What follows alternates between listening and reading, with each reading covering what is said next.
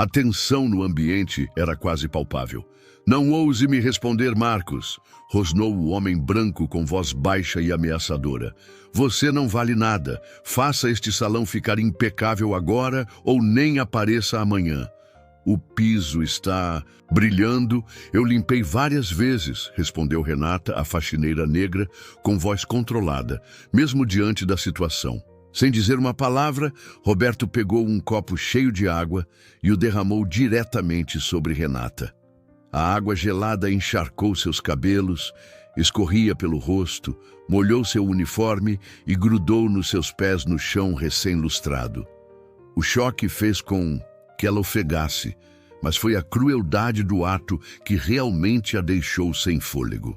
"Agora você tem algo de verdade para limpar", zombou Roberto, sem saber que acabara de humilhar não só uma simples funcionária, mas também a pessoa que poderia destruir sua carreira. Os pisos reluzentes do andar executivo dos empreendimentos Silva brilhavam sob luzes fluorescentes quando Renata, disfarçada com um uniforme de zeladora, cuidadosamente passava o mop sobre a superfície polida. A plaquinha no peito dizia Tânia em vez de Renata Silva. As mesmas mãos que antes assinavam contratos milionários agora seguravam um cabo de mop vermelho e gasto da empresa Limp Max. De repente, o som de sapatos de couro caros soou vindo de trás. Carlos, o gerente de operações, que jamais a encarava durante as reuniões de diretoria, apareceu com uma pilha de relatórios nas mãos bem cuidadas.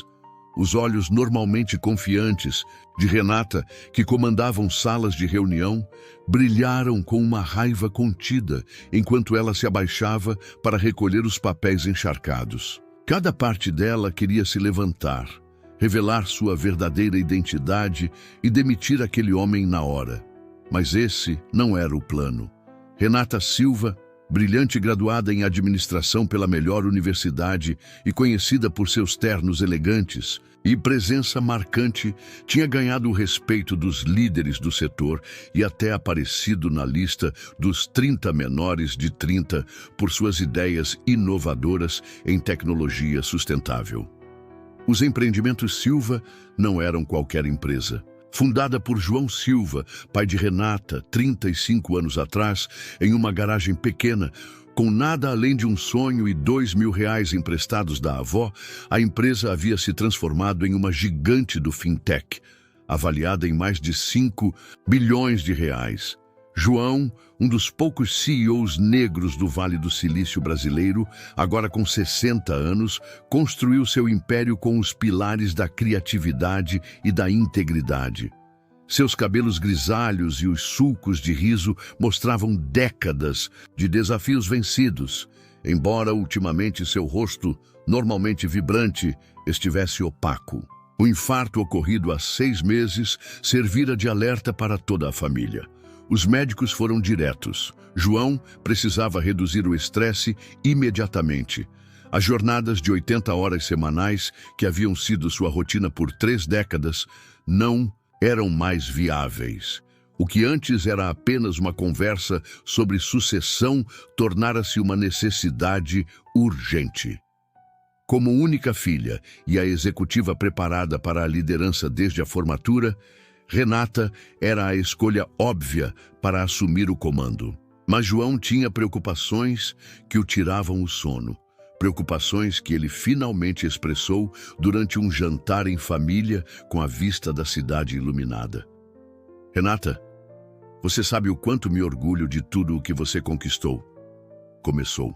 João, com uma voz profunda que transmitia calor e autoridade, inspirando milhares de funcionários ao longo dos anos. "Seu senso para os negócios é excepcional e sua expertise técnica é impressionante, mas me preocupa aquilo que você ainda não conhece." Renata, interrompendo sua refeição e arqueando uma sobrancelha, perguntou: "O que eu não sei?" "Pai!" Com um suspiro pesado, João respondeu: "Você nunca esteve na linha de frente, nunca viu de perto como a empresa funciona ou como a gerência trata as pessoas que realmente fazem a engrenagem girar, mas não ocupam cargos de destaque." Renata tentou protestar, mas João levantou a mão.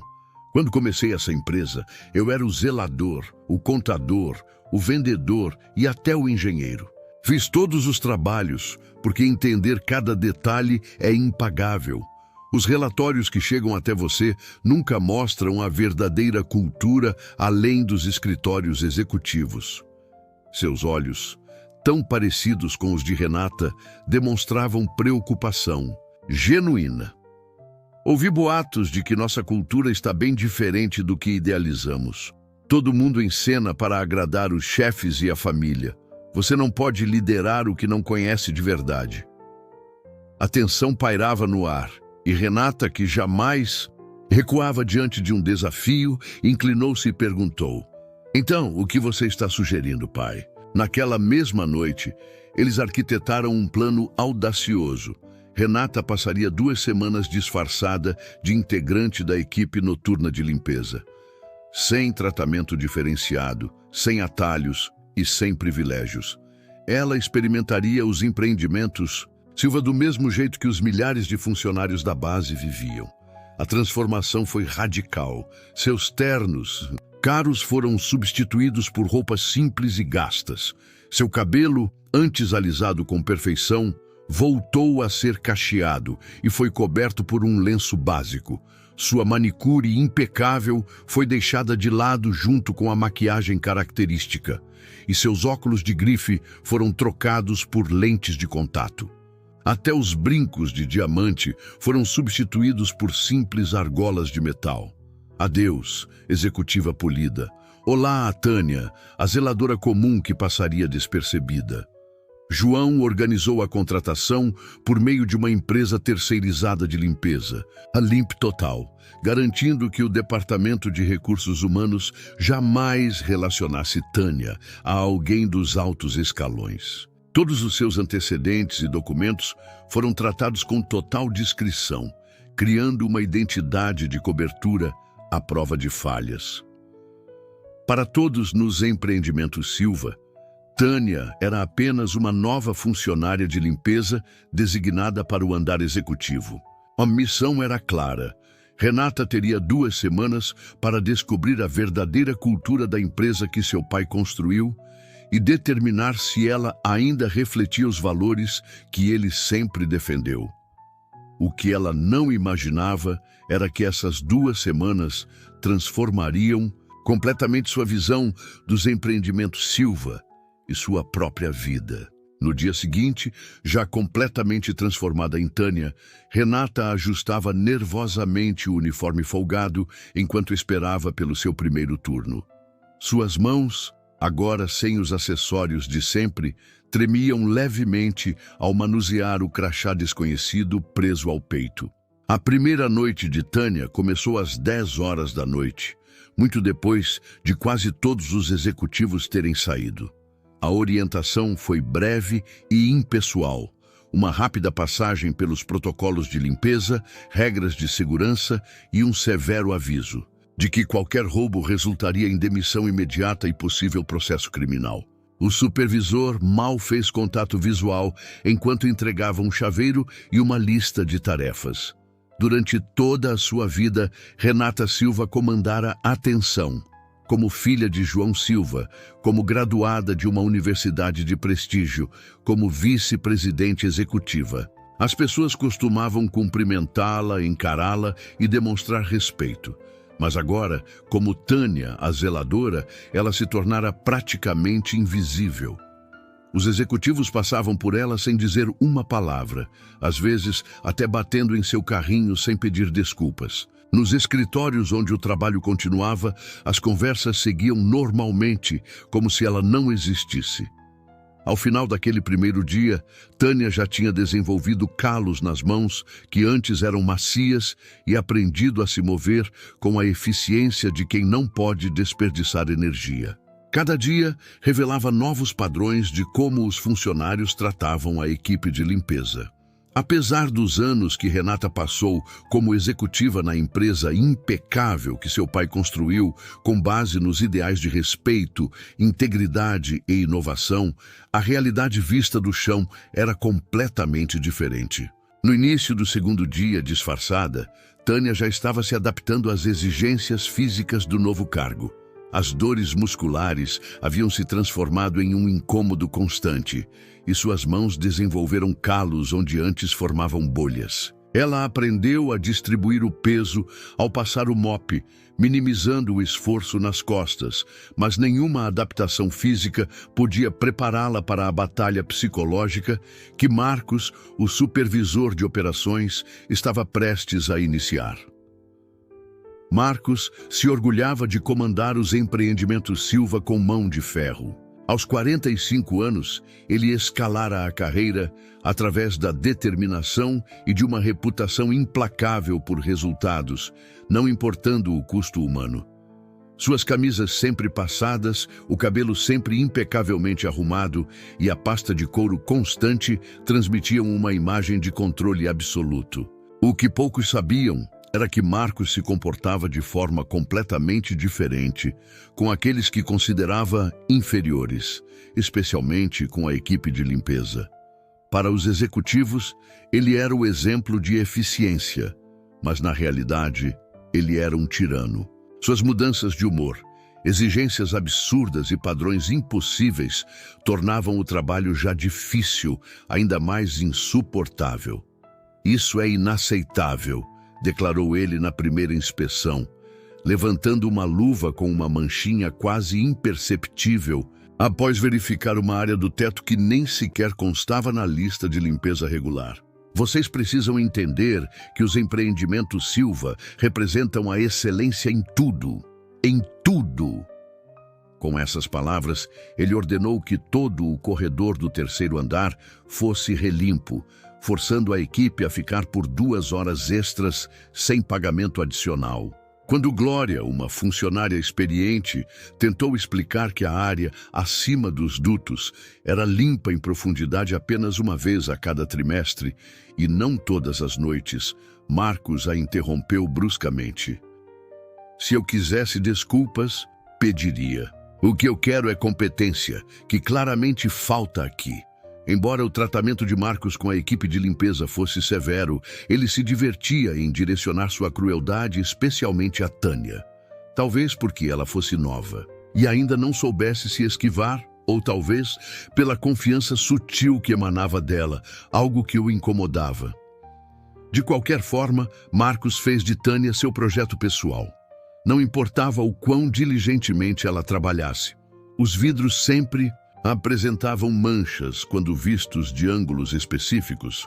Os carpetes acumulavam pequenos fiapos que exigiam uma segunda aspiração. E as superfícies que normalmente brilhavam revelavam impressões digitais sob sua inspeção minuciosa. Durante seu primeiro turno solo nos banheiros do andar executivo, Marcos apareceu de surpresa enquanto Tânia ainda estava no meio do trabalho. Em vez de esperar que ela terminasse, ele começou a criticar seu desempenho, sua técnica, os produtos de limpeza que usava e até a forma como organizava seu carrinho. "Você está tentando ser incompetente de propósito ou isso vem naturalmente?" Ele questionou em voz alta para que todos ouvissem. "É por isso que deveríamos terceirizar a limpeza para máquinas. Elas fazem tudo certo na primeira vez." Tânia conteve a resposta, absorvendo o insulto. Em sua posição anterior de vice-presidente, ela poderia ter acabado com a carreira dele com um simples e-mail. Mas como Tânia, ela não tinha alternativa senão pedir desculpas e prometer melhorar. Outros colegas já haviam notado a fixação de Marcos nela e tentaram alertá-la. Pedro, um zelador veterano, puxou Tânia de lado durante uma sessão de críticas que a deixou com as mãos trêmulas enquanto reorganizava seu carrinho. "Fique longe dele, tá bom?" aconselhou, certificando-se de que ninguém os escutasse. Então, numa quinta-feira à noite, durante sua primeira semana, Tânia estava limpando o corredor em frente à sala de reuniões principal do andar executivo. Com seu carrinho posicionado contra a parede para facilitar a passagem, o ambiente estava quase vazio. Por volta das 11h30, quando a maioria dos escritórios já estava às escuras, ela havia acabado de encher seu balde com solução de limpeza quando ouviu o som característico dos sapatos de couro de Marcos no piso de mármore. Ao se aproximar, ele parou ao lado do carrinho, examinando seu trabalho com exagerada atenção. O que aconteceu a seguir não foi acidental. Ao retomar o caminhar, Marcos deliberadamente estendeu o braço, atingindo o lado do carrinho perfeitamente organizado de Tânia, fazendo-o cair com um estrondo. Ele parou por um instante, admirando o estrago com um sorriso contido, e continuou seu trajeto, pisando diretamente na solução derramada, deixando pegadas sujas pelo chão que Tânia havia passado horas aperfeiçoando. Ele não olhou para trás, nem sequer se desculpou ou ofereceu ajuda. Tânia ficou parada, olhando fixamente para o caos diante dela. Naquele instante, algo mudou em sua percepção dos empreendimentos Silva. Não se tratava apenas de desrespeito ou invisibilidade, era uma crueldade calculada, um abuso de poder sem medo das consequências. Ajoelhada para limpar a bagunça, lutando contra lágrimas de frustração e raiva, ela percebeu que isso não era apenas sobre entender a cultura da empresa ou provar que estava pronta para liderar. Era sobre buscar justiça para os trabalhadores invisíveis que realmente faziam a empresa funcionar. Pessoas que antes de seu pai construir o império, trabalhavam lado a lado. Nos dias seguintes, enquanto os abusos racistas de Marcos se intensificavam, Tânia se preparou. Ela registrou meticulosamente cada incidente, horários, datas, testemunhas e as exatas palavras ditas por aqueles que encorajavam o comportamento dele ou permaneciam em silêncio. Pedaço por pedaço, ela construiu um caso sólido, mantendo sua identidade secreta. Poucos minutos depois, Marcos voltou e, aproximando-se, resmungou. Você acha que é esperta, não é? Tânia permaneceu em silêncio, sabendo que qualquer palavra poderia agravar a situação. Ela reuniu seus materiais de limpeza e se deslocou para a próxima área, escapando da confrontação. Estou falando com você, disparou Marcos, acrescentando. Quando um supervisor fala, você responde sim, senhor, ou não, senhor. Não te ensinaram a respeitar, não importa de onde você venha? Sim, senhor, respondeu Tânia, com as palavras amargas na boca. Ela mal havia começado a limpar o corredor da sala de reuniões executiva, quando Marcos pisou deliberadamente no chão recém-limpo, deixando marcas de sujeira onde não havia nada. Esse piso ainda está sujo, anunciou ele em voz alta, como se estivesse falando para uma plateia. Você não consegue fazer nada direito? Veja essas manchas, esses pontos que você deixou. Tânia olhou para o piso, que brilhava sob a iluminação embutida. Não havia manchas, exceto pelas pegadas deixadas pelo próprio Marcos. Não havia sujeira além dele. Eu acabei de limpar, senhor, explicou calmamente, mantendo a compostura, com determinação. Estava seco e impecável. Você está me contradizendo de novo? Interrompeu Marcos, sua voz descendo a um tom ameaçador. Você acha que sabe mais sobre os padrões de limpeza dos empreendimentos, Silva, do que eu? Vou mostrar onde você se encaixa hoje. Sem mais delongas, ele pegou um copo cheio de água e a derramou toda sobre Tânia. A água gelada encharcou seus cabelos, escorreu pelo rosto, molhou o uniforme e grudou nos seus pés, sobre o chão recém-limpo.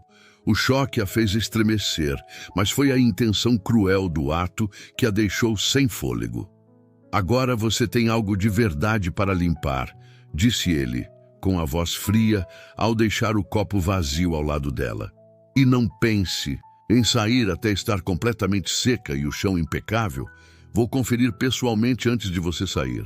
Enquanto o vídeo pedia que as pessoas compartilhassem suas experiências de serem tratadas de forma diferente pela aparência, para Tânia, a humilhação queimava mais do que qualquer raiva que já sentira. Naquele momento, ela não era mais Renata Silva, a executiva de destaque, nem mesmo Tânia, a zeladora anônima. Ela era simplesmente uma pessoa, sendo tratada como inferior por alguém que acreditava estar acima de qualquer consequência. Com a água pingando de seu uniforme, encharcado, Tânia lutava contra as lágrimas, determinada a não se deixar abater. Ajoelhada para limpar o estrago, suas roupas molhadas grudavam em sua pele enquanto ela fazia uma promessa silenciosa. Marcos pagaria por seus atos, não apenas por aquilo que fizera com ela, mas pelo ambiente de medo e humilhação que criara. Para os trabalhadores invisíveis que mantinham os empreendimentos Silva funcionando. Não era só Marcos o problema. Havia também Rafael, o diretor de marketing. Um homem de 42 anos que sempre cuidava da imagem com seus óculos estilosos, cabelo sempre bem arrumado e ternos sob medida que exalavam sucesso sem parecer excessivamente formal. Tânia teve seu primeiro encontro com Rafael durante a segunda semana disfarçada. O escritório dele estava na rota de limpeza daquela noite. Um trabalho que, segundo o cronograma, levaria cerca de 20 minutos, mas acabou consumindo mais de 3 horas do seu turno, atrapalhando suas outras tarefas. Quando Tânia entrou, no escritório logo após as 10 da noite, Rafael ainda estava trabalhando, fixado em sua tela de computador. Ao contrário de muitos executivos que ignoravam a equipe de limpeza ou davam um aceno breve antes de retomar o trabalho, Rafael imediatamente disse: "Ah, que bom que você chegou", sem sequer desviar o olhar do monitor. "Este escritório está uma bagunça, tivemos uma sessão de brainstorming e agora precisa ser limpo urgentemente." Para os olhos já experientes de Tânia, o escritório parecia razoavelmente arrumado. Alguns copos de café na mesa lateral, alguns papéis empilhados aqui e ali, nada que justificasse aquele tom exagerado. Mesmo assim, ela assentiu e começou sua rotina, iniciando com o esvaziamento das lixeiras. Rafael observou-a por alguns minutos, alternando o foco entre o computador e os movimentos dela. Após ela tirar o pó das estantes e começar a limpar a mesa de vidro, ele limpou a garganta de maneira dramática. "Não é assim que se limpa o vidro direito", declarou, levantando-se para se aproximar.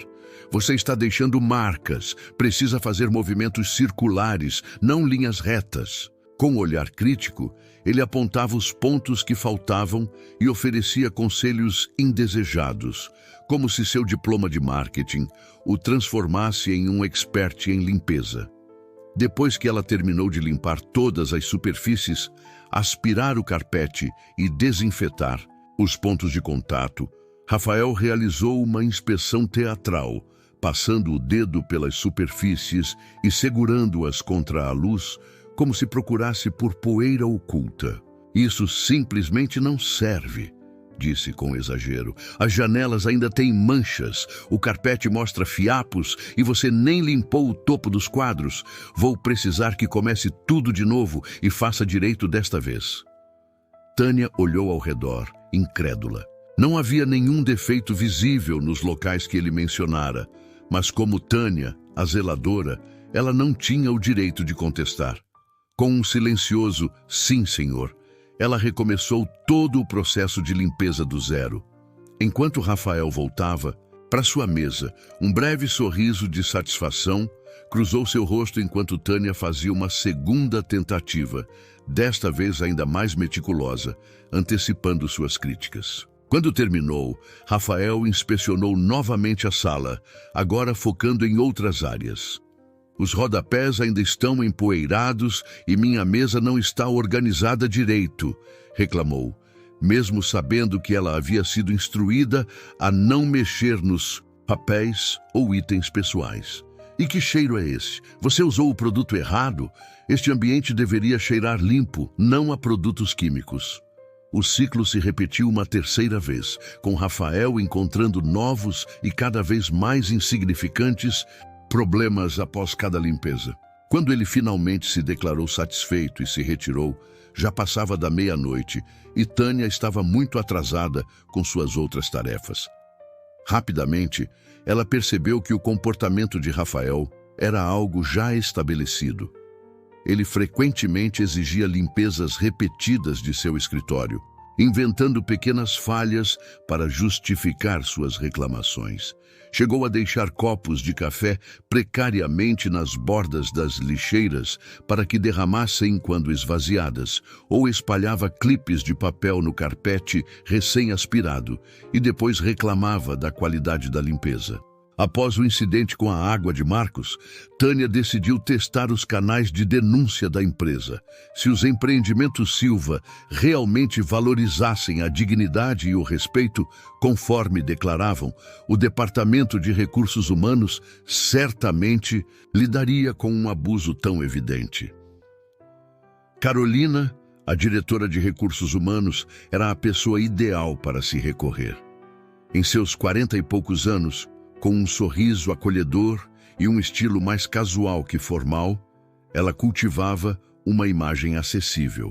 Nos corredores, cartazes de apoio exibiam seu retrato com a mensagem "Fale comigo, sua voz importa". Sua porta exibia um adesivo colorido com a inscrição "Espaço Seguro". No dia seguinte ao ataque de Marcos, durante o intervalo para o almoço, Tânia se aproximou cautelosamente do escritório de Carolina. Ela a recebeu com um sorriso genuíno, oferecendo-lhe uma cadeira e um copo de café da máquina pessoal. "Como posso ajudar hoje?", perguntou Carolina com um tom gentil e encorajador. "Acho que ainda não nos conhecemos. Você é nova na equipe de limpeza?" Tânia explicou que, de fato, era nova e então, hesitante, contou o ocorrido com Marcos, a humilhação pública e, por fim, o copo de água. Manteve a narrativa factual e sem emoção, exatamente como aconselharia alguém a relatar um mau comportamento se estivesse em seu antigo cargo executivo. Carolina escutou com simpatia, inclinando levemente a cabeça como se realmente se importasse. Ao final, ela suspirou profundamente e estendeu a mão para acariciar a de Tânia, num gesto que oscilava entre o conforto e a condescendência. "Primeiro, quero agradecer por ter me trazido essa informação", começou Carolina com uma cadência medida e profissional. "Levamos todas as denúncias muito a sério aqui nos empreendimentos Silva." Mas então sua voz mudou sutilmente, tornando-se um tanto desdenhosa. "Acho que há um mal-entendido sobre os papéis aqui. Você é apenas uma faxineira. Precisa saber seu lugar em uma empresa assim. Não se compare com os outros funcionários. Você não é considerada parte integral da equipe. Sua dignidade não é prioridade para nós." Tânia agradeceu pelo tempo de Carolina enquanto se retirava. Antes de sair, Carolina sussurrou: "Marcos pode ser exigente com a limpeza. Ele tem altos padrões e às vezes é muito direto. Minha sugestão é focar em cumprir esses padrões sem levar para o lado pessoal. Na empresa, a aparência conta." Esse último comentário, disfarçado de conselho, acabou por mostrar a Tânia que ela não era bem-vinda. O espaço seguro agora parecia zombar dela, pois suas promessas claramente não se aplicavam aos trabalhadores da limpeza. O que Carolina não sabia era que Tânia havia gravado toda a conversa em seu celular, uma gravação que mais tarde se tornaria prova crucial de como a empresa falhava sistematicamente com seus funcionários mais vulneráveis. Enquanto a crueldade de Marcos e Rafael fazia Tânia enxergar a profundidade dos abusos no ambiente, seu encontro com Sabrina, a vice-presidente de vendas, revelaria a manifestação física mais chocante de tudo. Sabrina era uma lenda nos empreendimentos Silva. Sua equipe de vendas sempre ultrapassava as metas, suas apresentações em eventos atraíam multidões e sua postura agressiva em negociações conquistava contratos que transformavam a posição de mercado da empresa. Aos 45 anos, Sabrina exalava confiança, sabia seu valor e não estava acostumada a ser contrariada. O confronto aconteceu numa sexta-feira à noite, durante a terceira semana de Tânia disfarçada. Ela havia sido designada para limpar a sala de reuniões principal no 38º andar. A voz cortante de Sabrina ecoou. "Com licença, para onde você acha que vai?" Surpresa, Tânia respondeu. "Desculpe a interrupção, senhora, mas esta sala está programada para limpeza às 9. Voltarei quando terminarem." Em circunstâncias normais, essa resposta educada encerraria a situação. Porém, Sabrina não agia de forma convencional. "Como você ousa atrapalhar minha reunião?" Ela explodiu, aproximando-se de Tânia. "Preciso mesmo perder meu tempo explicando o básico para alguém que limpa banheiros?" O ataque verbal foi tão alto que os funcionários dos escritórios vizinhos começaram a espiar pelas paredes de vidro para ver o que ocorria.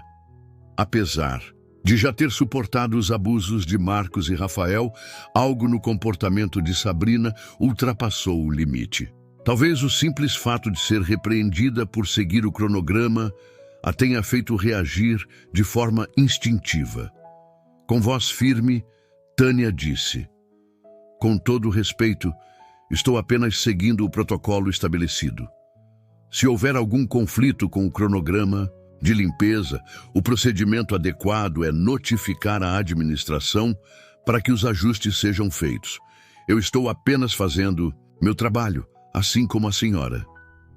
A sala de reuniões mergulhou em silêncio. Os vendedores mais jovens ficaram boquiabertos, sem acreditar que uma faxineira ousaria responder daquela maneira. Por alguns segundos, até Sabrina pareceu abalada pela resposta articulada, mas logo sua expressão se transformou em fúria. Sem aviso, sua mão se moveu num arco rápido e atingiu Tânia no rosto, com um estalo que ecoou pela sala. O impacto fez Tânia cambalear contra seu carrinho. "Não, ouse me responder", sussurrou Sabrina com voz baixa e ameaçadora. "Você não vale nada. Faça esta sala ficar limpa ou nem apareça." A dor no rosto de Tânia era intensa, mas naquele instante sua mente estava mais clara do que nunca. Esse foi o ponto de ruptura. Não porque o tapa machucasse mais do que a água de Marcos ou as humilhações de Rafael, mas porque representava o fim de um ciclo de abusos que ela não podia mais tolerar. Os empreendimentos Silva, a empresa que seu pai construiu com base em dignidade e respeito, havia se transformado num lugar onde os funcionários podiam ser agredidos fisicamente sem que nada acontecesse. Enquanto Tânia limpava mecanicamente as superfícies ao redor dos vendedores, sua missão mudou. Ela não estava mais apenas observando a cultura da empresa ou colhendo impressões gerais. Estava reunindo provas para a maior reforma que a empresa já veria. Cada interação, cada abuso, cada falha de liderança seria documentado. Nomes seriam anotados, incidentes datados e descritos em detalhes. E quando suas 2 semanas disfarçada terminassem, a justiça finalmente viria. Se você se colocasse no lugar dela, o que faria? Ao fim da 2ª semana, Tânia já havia suportado tanto abuso que considerou encerrar sua experiência e voltar ao cargo executivo. Ela presenciara abusos sistêmicos de vários líderes, tanto verbais quanto físicos. O primeiro passo foi criar um sistema seguro para coletar evidências. O carrinho de limpeza serviu de perfeita camuflagem. Ninguém prestava atenção aos materiais organizados em seus compartimentos. Isso permitiu que ela escondesse uma pequena câmera potente e um gravador digital entre os panos e frascos. Seu celular, mantido sempre em silêncio no bolso, era usado com moderação para tirar fotos sem chamar a atenção. Sua rotina noturna passou por uma transformação. Enquanto continuava a cumprir suas tarefas com o mesmo cuidado, passou a se posicionar estrategicamente para registrar conversas em salas de reunião, fotografar documentos deixados descuidadamente sobre mesas e gravar interações após o expediente, que revelavam a verdadeira cultura dos empreendimentos Silva. Em pouco tempo, Tânia reuniu um conjunto devastador de evidências. Com os vídeos, descobriu que os 3 responsáveis por tornar sua vida um inferno como faxineira escondiam segredos ainda mais obscuros. Eles desviavam às escondidas recursos destinados aos trabalhadores de base para seus próprios bolsos e até repassavam informações da empresa para concorrentes numa tentativa de derrubar o Sr. Silva antes da sucessão. As provas eram incontestáveis. Conforme o período disfarçado chegava ao fim, Tânia enfrentava uma decisão crucial. Entregar as provas a seu pai resolveria a conspiração imediata, mas talvez não curasse os problemas culturais que permitiam tal corrupção. Uma exposição pública poderia manchar a reputação da empresa e prejudicar funcionários inocentes. Depois de reunir provas irrefutáveis de abuso sistemático, discriminação e conspiração nos empreendimentos Silva, Tânia se viu diante do maior desafio de sua vida: revelar a corrupção de uma forma que levasse a mudanças reais e não apenas a um dano controlado da imagem da empresa. A fase final de sua missão disfarçada exigia o tempo perfeito, planejamento estratégico e a coragem de enfrentar aqueles que a humilharam e abusaram dela durante o último mês. Na sexta-feira à noite, após o turno final e garantindo que ninguém a seguia, ela se trocou em um banheiro público a alguns quarteirões da sede dos empreendimentos Silva. A transformação foi notável. Retirou o lenço que cobria seus cabelos, deixou seus cachos naturais à mostra, arrumou o cabelo com precisão profissional, trocou os óculos simples por um par de grife e passou uma maquiagem sutil que realçava seus traços, decisões que ela mantinha discretas há semanas.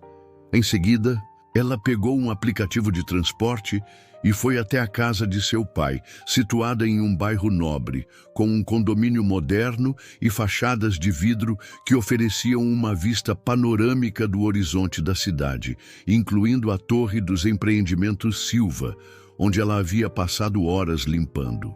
Embora a distância física entre esses mundos fosse medida em quilômetros, a diferença emocional era imensurável. Após seu mês na linha de frente, João Silva a esperava em seu escritório, com uma expressão séria. "Você parece exausta", disse ele, observando seu rosto com o carinho de um pai. "Estou sim", respondeu Renata. "Não só fisicamente, mas emocionalmente estou esgotada pelo que descobri." Durante as 3 horas seguintes, ela apresentou meticulosamente todas as evidências em seu laptop: e-mails, avaliações de desempenho, discrepâncias financeiras e vídeos dos abusos. Ela documentara a sistemática má conduta contra os funcionários de apoio, e enquanto João assistia em silêncio, seu semblante escurecia a cada nova prova. Quando o vídeo de Sabrina agredindo Tânia foi exibido, o punho de João se contraiu involuntariamente. E ao mostrar a gravação de Marcos despejando água sobre ela, sua mandíbula se apertou com raiva contida. "Eles traíram tudo que esta empresa representa", declarou com a voz baixa, mas carregada de intensidade. "Tudo o que construí, tudo em que acreditei." Renata assentiu, entendendo que a reação do pai não era apenas pelo insulto pessoal, mas pela violação dos princípios que haviam sido a base de toda a trajetória de João. "Como vamos resolver isso?" ela perguntou suavemente. Juntos, eles traçaram um plano para expor a corrupção publicamente. João convocaria uma reunião extraordinária do conselho para a manhã seguinte, envolvendo todos os chefes de departamento e gerentes seniores, Marcos, Carolina, Rafael, Leandro e Sabrina, sem revelar os detalhes específicos ou o disfarce de Renata, para que as reações fossem genuínas quando a verdade viesse à tona. E o mais importante, Renata continuaria disfarçada como Tânia até o exato momento da revelação, mesmo que isso significasse uma última noite de humilhação. mas tudo valeria a pena para que a justiça fosse feita. A preparação se estendeu até altas horas, com ajustes e planos detalhados. Antes de sair, João a abraçou novamente, desta vez com um novo respeito nos olhos. Achei que essa experiência te ensinaria sobre liderança, mas vejo que você está me ensinando também. Não importa o que aconteça amanhã, saiba que estou orgulhoso de você, não só como minha filha, mas como o futuro dos empreendimentos Silva. Na noite de domingo, tudo estava pronto. O conselho já estava informado, as provas organizadas e a segurança havia sido discretamente instruída sobre o que esperar quando a verdade fosse revelada. Restava apenas o confronto. Na manhã de segunda-feira, o sol brilhava intensamente sobre a torre dos empreendimentos Silva, feita de vidro e aço. Renata chegou vestida com um uniforme de zeladora para o que seria seu último turno disfarçada. Ela se programara para ser designada à limpeza da sala de reuniões antes da reunião extraordinária marcada para as 10 horas, mesmo que os executivos já estivessem chegando para o dia normal de trabalho. Alheios ao que estava prestes a acontecer, os altos executivos se reuniram do lado de fora da sala de reuniões. Renata empurrou seu carrinho até a sala de reuniões no 42º andar. Um espaço imponente com uma mesa oval de madeira nobre e cadeiras de couro. Ela começava a tirar o pó quando Marcos entrou, com uma maleta em uma mão e um café na outra, com uma expressão carrancuda. "O que você está fazendo aqui? Esta sala precisa estar perfeita para a reunião extraordinária às 10, exigiu. "Estou designada para limpar, senhor", respondeu Renata com tom respeitoso, mas firme. "Estarei pronta bem antes das 10. Marcos estreitou os olhos enquanto inspecionava o ambiente. "Certifique-se de que esteja realmente limpa desta vez. O CEO e os conselheiros estarão aqui, e se eu encontrar sequer um grão de poeira, você será demitida. Vou conferir tudo pessoalmente antes do início da reunião." Com essas palavras, ele a apressou, lembrando que as pessoas chegariam por volta das 9h45. Pouco tempo depois, os executivos e os membros do conselho se reuniram do lado de fora da sala, com expressões de confusão e preocupação pelo encontro inesperado. João Silva chegou por último, trocando acenos breves, sem explicar a urgência da reunião. Seus olhos encontraram os de Renata por um breve instante, numa troca silenciosa de significados, antes de se afastar para manter as aparências. Por volta das 9h55, Marcos voltou para inspecionar a sala, passando os dedos pelas janelas e checando as superfícies enquanto os executivos se acomodavam nas cadeiras. "Você deixou manchas nas janelas", anunciou em voz alta, mesmo que os vidros estivessem impecáveis e a mesa brilhasse. "Isso é exatamente o tipo de trabalho mal feito que espero de alguém novo." "Eu mesmo vou resolver, senhor", respondeu Renata, rapidamente relimpando os cantos que precisavam de atenção. Quando o relógio marcou 10 horas, João convocou a reunião com voz autoritária, interrompendo os murmúrios ao redor da mesa. Renata continuou a limpar discretamente nas bordas, atenta a cada detalhe, sem perder nada da discussão. "Convoco esta reunião extraordinária para tratar de sérias preocupações sobre a cultura corporativa dos empreendimentos Silva", começou João com tom grave. "No último mês, reuni evidências que mostram que nos afastamos dos valores fundamentais com os quais esta empresa foi construída." A sala mergulhou em silêncio. Os executivos trocaram olhares inquietos. Carolina, da área de recursos humanos, sentou-se ereta com uma caneta na mão, pronta para anotar, como se já soubesse que uma solução era necessária. Rafael tentou manter sua postura criativa, mas seus dedos tamborilaram na mesa enquanto Leandro ajeitava sua gravata repetidamente.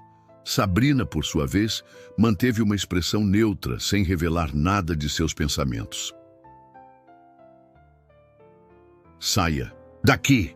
Gritou Marcos, tentando expulsar a zeladora da sala. Isso aqui é assunto sério de negócios. Era o clímax de 2 semanas de humilhação, registros e muita paciência estratégica. Todos os olhares se voltaram para a simples funcionária de uniforme cinza, esperando que ela saísse correndo, conforme ordenado. Em vez disso, Renata apoiou seu mop contra a parede, se endireitou e encarou os executivos com uma dignidade calma que imediatamente chamou a atenção. Olhando diretamente para Marcos, ela falou com uma voz clara e confiante, sem a deferência que usava como Tânia. Na verdade, eu gostaria de ficar, Marcos, interrompeu, usando seu primeiro nome com a autoridade de quem tem total direito. Acho que é você quem não entende a situação. Com movimentos deliberados, ela retirou o lenço que escondia seus cabelos, deixando seus cachos naturais emoldurarem seu rosto, e trocou os óculos simples por um par de grife.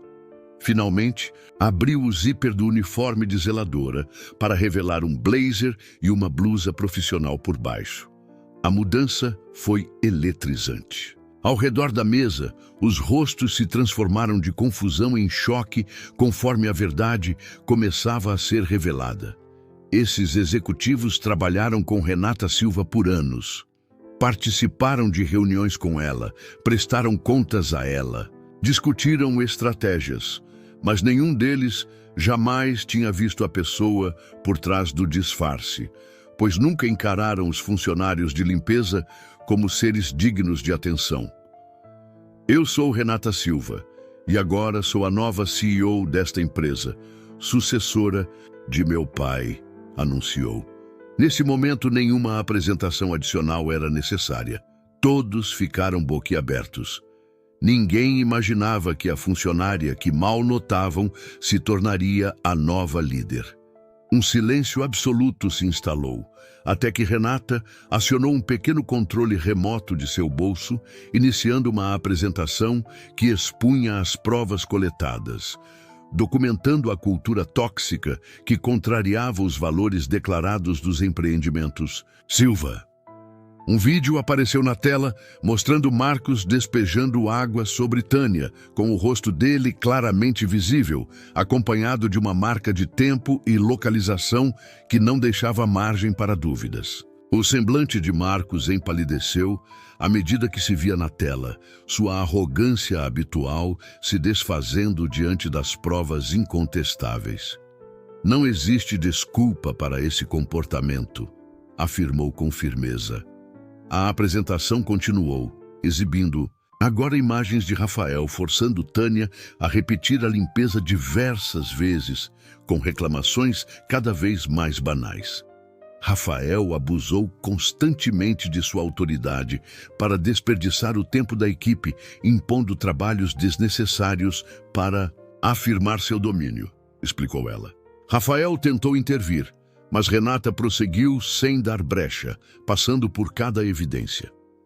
Conforme as provas se acumulavam, alguns conselheiros começaram a anotar freneticamente, enquanto outros observavam com expressões de choque e repulsa. Um dos membros mais veteranos chegou a tirar os óculos, limpá-los, na esperança de mudar o que via, mas apenas balançou a cabeça em descrença diante das evidências incontestáveis. Sabrina foi a primeira a tentar se defender, argumentando que o vídeo havia sido editado para distorcer a realidade. Isso é uma deturpação grosseira, protestou. Mas Renata interrompeu avançando para o próximo slide, que mostrava um ângulo diferente do mesmo incidente, revelando tanto o rosto de Sabrina quanto as reações atônitas das testemunhas. Quer que eu reproduza o áudio também? Seus exatos dizeres foram: "Não ouse me responder, você não vale nada aqui", declarou firmemente. Sabrina ficou em silêncio, enquanto sua imagem profissional cuidadosamente construída se desmoronava. Quando Renata encerrou a apresentação, o ambiente na sala havia se transformado completamente. A arrogância e a sensação de direito dos acusados haviam se desfeito em choque, medo e estratégias desesperadas de fuga. Marcos, percebendo que seu fim estava próximo, implorou: Eu achava que você era apenas uma simples faxineira. Por favor, não me faça perder meu emprego." Em instantes, seguranças se aproximaram e o conduziram para fora da sala. Marcos virou-se para João, com um misto de descrença e raiva. "Você não pode estar falando sério. Depois de tudo que fiz por esta empresa, depois de tudo que você fez por ela." João, em pé, respondeu aos presentes: "O que vimos hoje não se trata apenas de comportamento individual. Isso por si só já justificaria a demissão imediata, mas de uma traição profunda aos princípios que sustentam os empreendimentos Silva." Ele se aproximou de Renata, demonstrando solidariedade, e afirmou: "Eu te pedi para conduzir essa investigação como parte do nosso plano de sucessão, e o que descobrimos vai muito além do que imaginávamos." Voltando-se para o conselho, João declarou: "Fundamos esta empresa com base na integridade, na inovação e no respeito por cada pessoa que contribui para o nosso sucesso. Em algum momento perdemos esses valores. Hoje, iniciamos o processo de recuperá-los." Durante a próxima hora, o conselho tomou medidas imediatas. Marcos, Carolina, Rafael e Sabrina foram demitidos por má conduta grave, com efeito imediato. Os seguranças os acompanharam para fora do prédio após a entrega dos equipamentos e credenciais da empresa. Ao ser escoltado, Marcos implorou: "Dediquei 30 anos a esta empresa, João.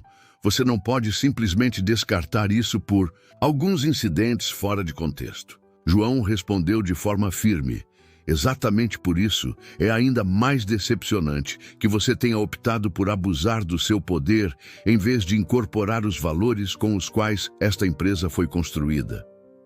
Renata sentiu uma mistura complexa de emoções: satisfação por ver a justiça sendo feita e, ao mesmo tempo, o peso do que suportou.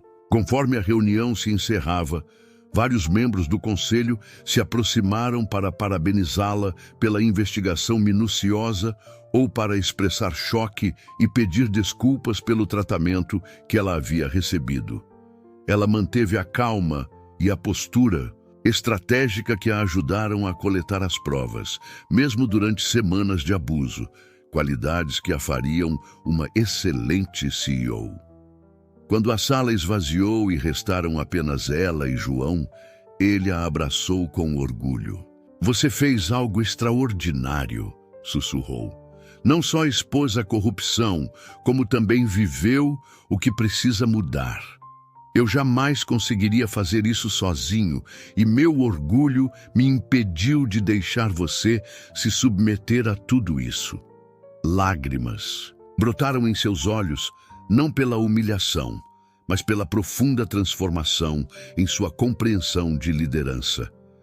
Pouco tempo depois, João anunciou que aceleraria o processo de sucessão. Após as revelações de hoje, o conselho estava convencido de que ela estava pronta. De pé, junto à janela, Renata observava o horizonte da cidade, refletindo sobre a enorme responsabilidade que estava prestes a assumir e as mudanças que planejava implementar.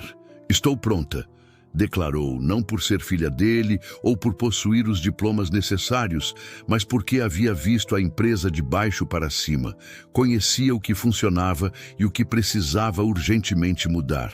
Ela pegou o uniforme cinza de zeladora que fora descartado durante sua revelação, dobrando-o com cuidado, como um lembrete silencioso das lições que aprendeu sobre liderança, lições que nenhuma faculdade poderia ensinar. Ao sair da sala, com seu pai, Renata parou junto ao carrinho de limpeza que empurrou por 2 semanas. "Ainda há uma última coisa que preciso fazer antes que tudo se oficialize", pensou. A transformação dos empreendimentos Silva não aconteceu da noite para o dia. A mudança cultural exigia esforço constante, confrontos honestos com os problemas remanescentes e a humildade para reconhecer que a perfeição é uma ilusão.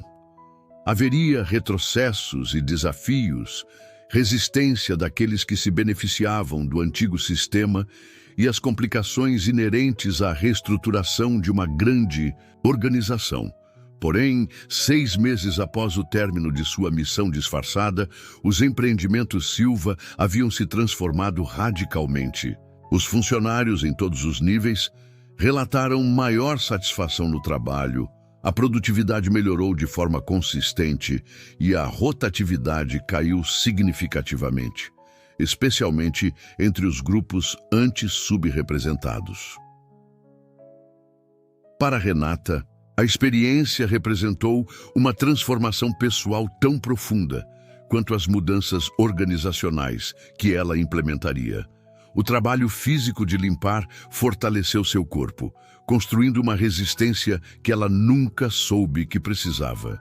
As dificuldades emocionais de ser tratada como invisível aumentaram sua empatia e afiaram sua percepção das dinâmicas de poder de um jeito que sua educação privilegiada jamais poderia ter ensinado. Essas mudanças passaram a ser evidentes em sua forma de liderar em reuniões de diretoria. Ela se certificava de que todos tivessem voz e espaço, criando um ambiente mais inclusivo. Ao visitar diferentes departamentos, ela chamava os funcionários de manutenção pelo nome e os tratava com o mesmo respeito reservado aos executivos. Suas decisões passaram a ser tomadas com uma visão completa de como afetariam toda a empresa, não apenas aqueles com cargos de prestígio. 3 meses após o dramático confronto na sala de reuniões, João Silva anunciou oficialmente sua aposentadoria e confirmou a sucessão de Renata como nova CEO. Nos anos seguintes, os empreendimentos Silva prosperaram sob sua liderança. Se você gostou dessa história, lembre-se de curtir e se inscrever para acompanhar os próximos capítulos.